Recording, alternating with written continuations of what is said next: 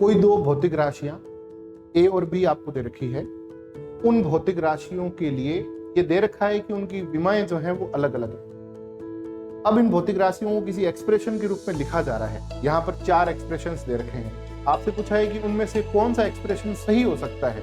A by B, बिल्कुल सही, बहुत होशियार हो गए हो तुम। ट्रिकी क्वेश्चन था। ए प्लस बी क्यों नहीं हो सकता? विमाओं का पहला नियम, समान विमीय राशियों को ही जोड़ा या घटाया जा सकता है। जब कह दिया कि इनकी विमाएं समान नहीं है, फिर जोड़ क्यों रहे हो? गलत बात। हमने कहा कि लोग के रूप में और नंबर्स के रूप में कोई भी पावर्स यदि हम चढ़ा रहे हैं तो जो पावर होगी उसको विमाहीन होना पड़ेगा। और विमाहीन होने का मतलब क्या है? ए की विमा बी के बराबर होनी पड़ेगी।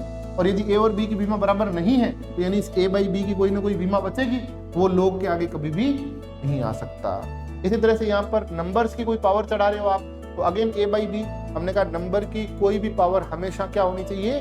विमाहीन होनी चाहिए। नियम है, हमने लिखा है भी आपको। तो यानी यहाँ पर ए बाई बी को विमाहीन होना पड़ेगा, तो इसका मतलब ए और बी को क्या हो जाए? विमा समान हो जाए।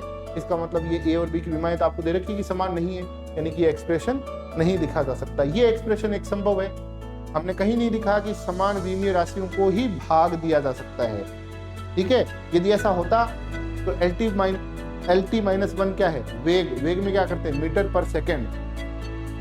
मीटर की L और सेकेंड की T दे ही रहे हैं। तो विभिन्न विमीय समीकरणों वाली या विमीय राशियों वाली राशियों को भाग तो दिया जा सकता है, जोड़ा नहीं जा सकता, घटाया नहीं जा सकता, लॉग के रूप में नहीं लिखा जा सकता उनके इस डिवीजन को, उनके डिवीजन को किसी नंबर के एक्सपोनेंट के रूप में नहीं लिखा जा सकता। तो वेरी गुड, आपने ये अच्छा क्वेश्चन किया।